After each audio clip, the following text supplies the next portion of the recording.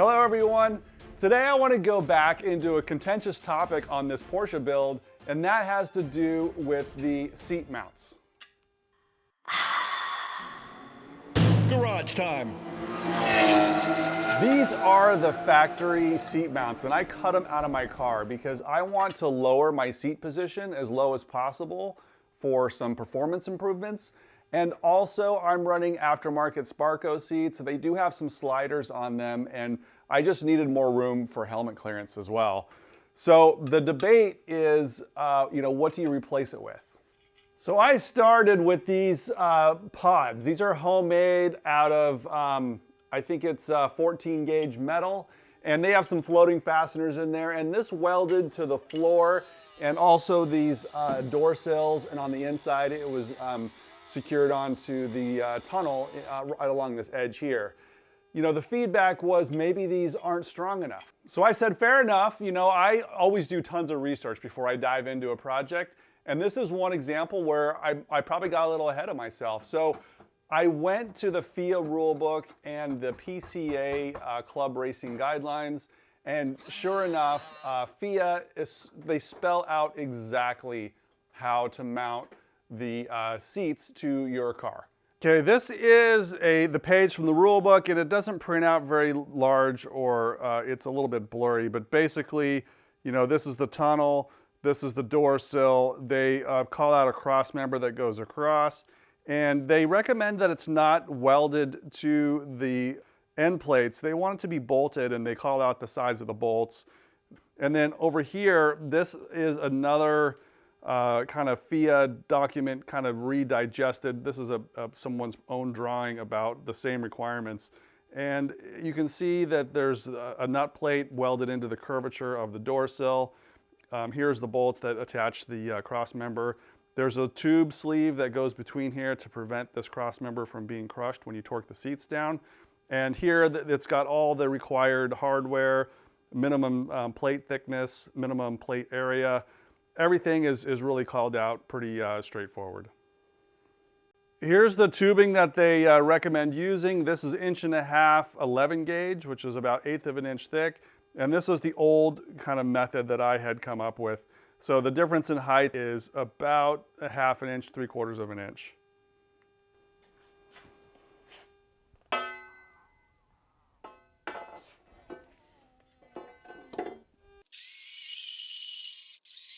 Here's the first cut of that cross member, and I did cut this at a 30-degree angle on this side. It didn't say anything in the rules that this has to be vertical, and I feel like because there's multiple steps here, the closer it is to the actual car, I think the better off it's going to be. So I'm going to start getting some cardboard and fabricating a box section here that meets the 40 square centimeter requirements. I'm also trying to get it level here. Right now the outboard side is just a little bit high, so I'm going to be trimming this bar down a little bit just to make sure that it's level. I don't want the seats leaning in or out. It turns out that 40 square centimeters is about the size of a business card. This is exactly 5 centimeters high, and it's about 8.5 centimeters wide. It's a garage time business card. Who uses those anymore? This is what I'm thinking about doing. I'm going to flange the top just a little bit so it's even with this bar, so there's no interference or tears with the seat as it slides back and forth. And then this is the M8 nut. There's enough room to get a socket in there and a nut on the back without having to drill through the sill.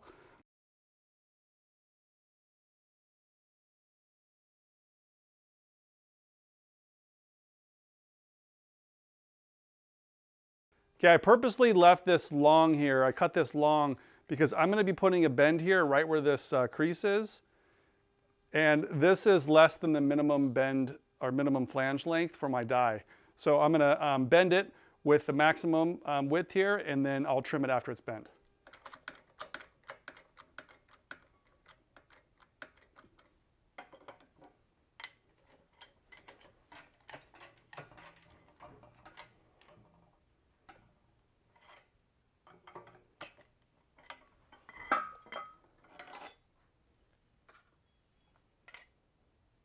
Okay, now that this is bent, I can just mark where to cut it close to the bend. I'm going to be using these flange nuts to weld on the back side.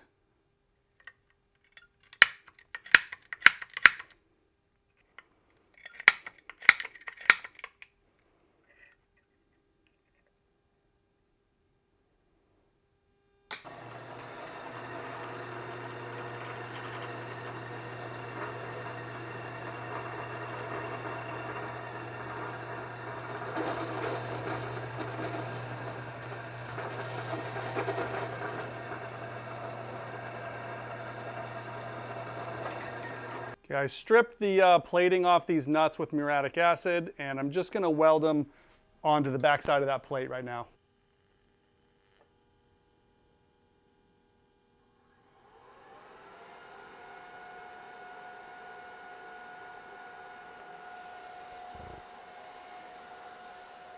These are the specified 8mm nuts.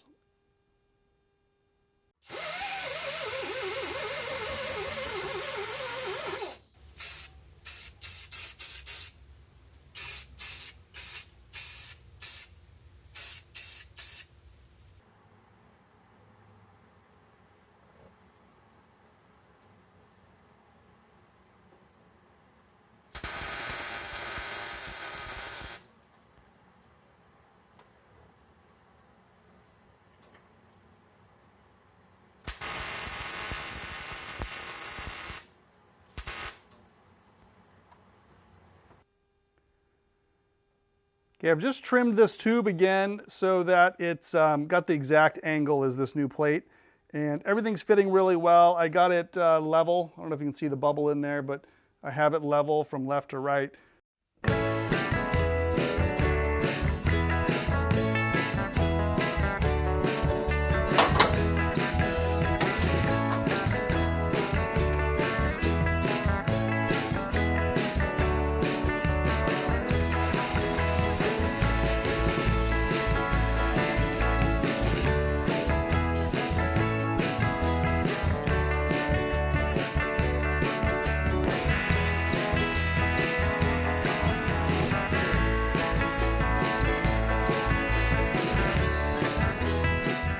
A plate on this side and then a plate on that side, and that's going to box this in and give it a lot more rigidity too. So I'm going to cut out those little triangles.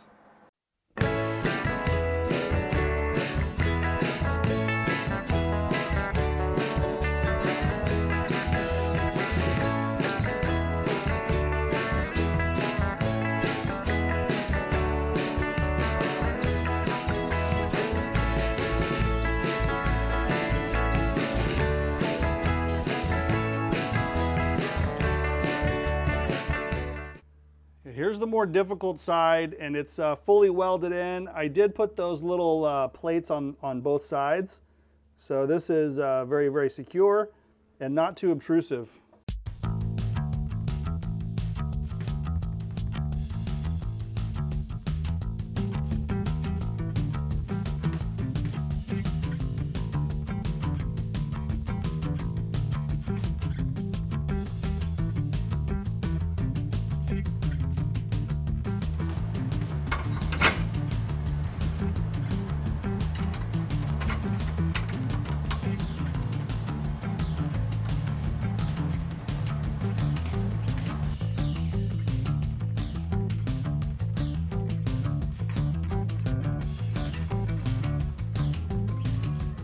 See where I seam welded the tunnel to the floor, just so that this doesn't rip out. And I fit checked this several times. It just you know, drops right there in place. Holes line up. I still need to finish welding this. I'll do that on the bench and then drill the holes for the seat rails. Let's hope the backside goes a little bit better. I still have on the passenger side, I still have the original seat rails there, just so I can you know, locate these approximately in the same original location, and then I'll cut those out probably tomorrow.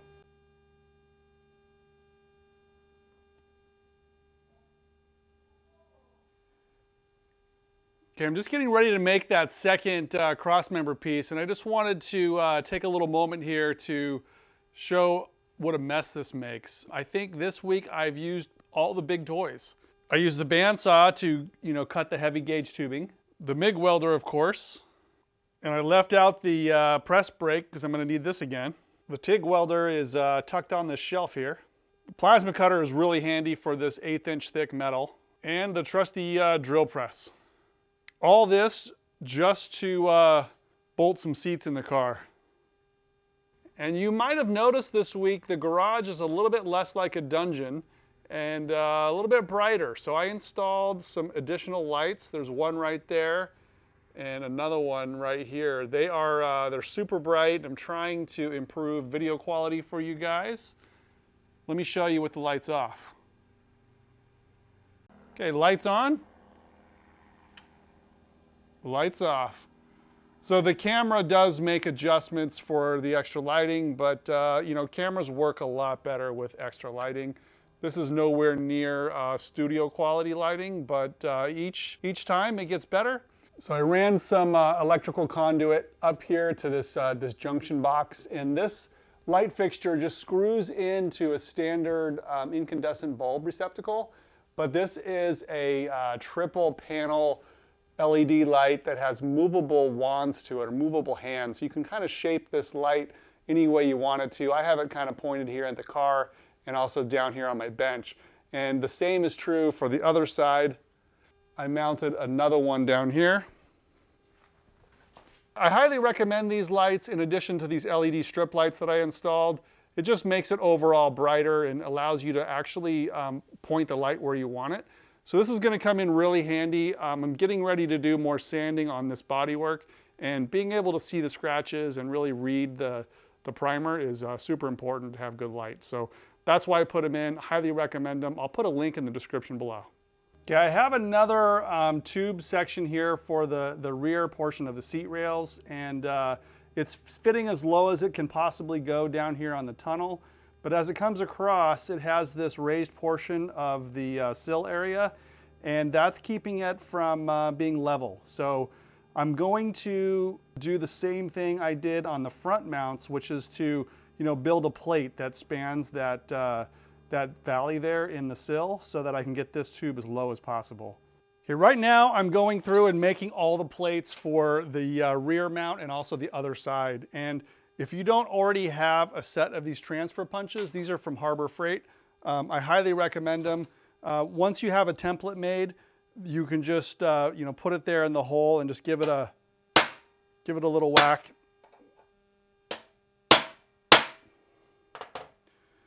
That locates the center of the new hole so that it's much easier to reproduce parts like this.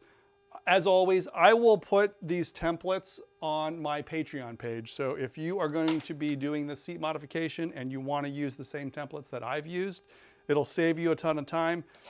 Okay, I got the second cross member, you know, completely welded in. I didn't show you guys all the fabrication details. It's exactly the same as the forward one.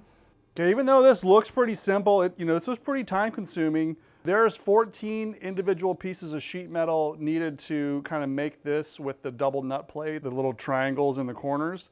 The only thing I have to do now is mark the holes for the seat rails and drill them and sleeve them. Okay, here's a string just dangling from the steering wheel going right down to the seat rails. So I'll take my measurements off the center there. It's about the edge of that floor depression too.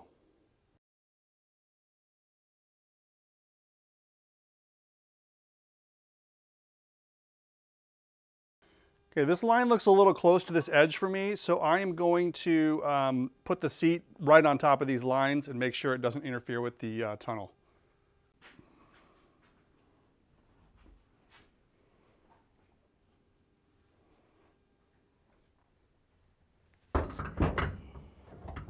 I have this rail right there on the line, but that pushes the bottom of the seat over the top of the tunnel just a little bit. Whereas this side has more room between the edge of the seat and the sill. So I'm gonna remeasure the factory brackets. Is the factory seat in the middle or not? Okay, I just measured the passenger side, sort of distance between holes, and divide by 2, and this is the center mark, and it falls on the outboard side of this rib. Okay, now this is the driver's side, and you can see the mark on my tube is just about even with the inside portion of the depression. So it turns out that the Porsche seats are not actually in the middle. I measured about a 19 millimeter offset, and you know, I could center the seats, but I don't think 19 millimeters is really going to be that noticeable. And I don't want the seats to rub when it slides. I don't want it to rub against the tunnel. So I'm going to go and move it over the 19 millimeters. Just gives me a little more extra elbow room for the dude sitting next to me.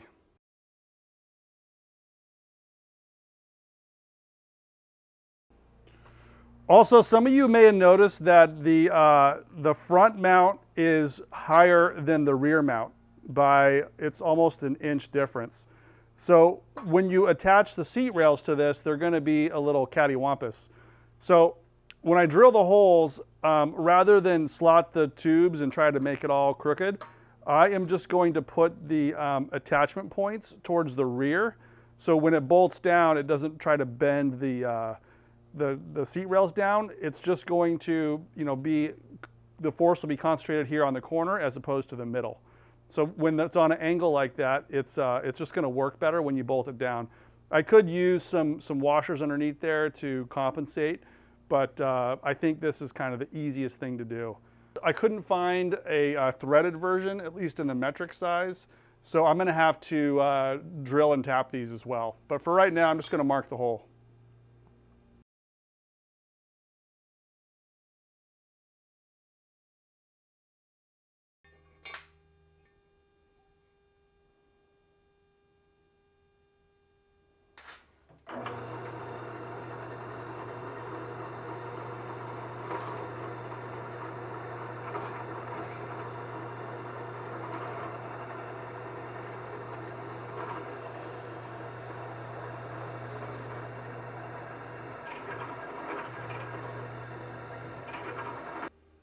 I just drilled this hole for the correct size. I think it's 17/64. It was 250, so it was just a little bit of material removal from there.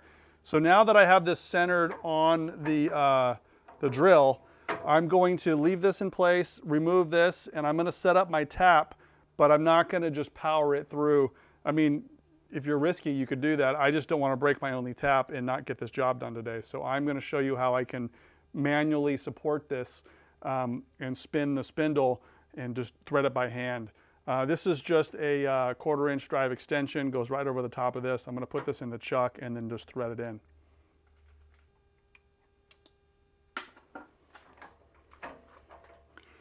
So I'm just going to put some pressure on the drill and just get this started so it's going in straight. I'm just using the pulley up here to turn the tap, and it's not easy, but it's better than getting it cross-threaded. If it's something that's deep as this sleeve, you don't want to cross that, otherwise it's going to take way too much force and the bolt's not going to go in. Okay, I've gone a few revolutions on that, so now I should just be able to use a regular tap handle.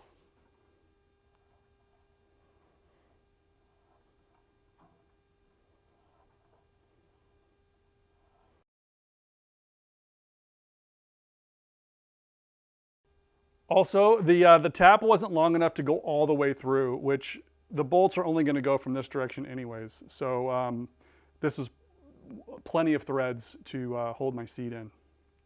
Goes down about that far.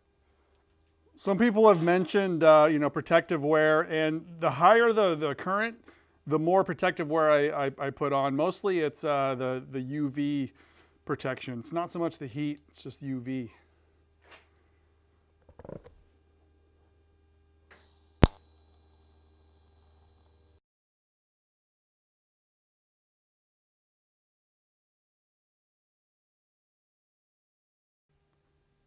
There's a couple start and stop points there. Okay, I'm going to weld the backside now, and just so you guys know, I did chamfer this hole to try to, you know, increase the penetration as it gets into this thicker stuff. I just did that with the Christmas tree drill bit. You know, these steps are ideal for creating a chamfer and then, you know, going like half a depth deeper on the next size bigger hole. That that gives me something to weld. Okay, with any luck, these seats should just bolt right in.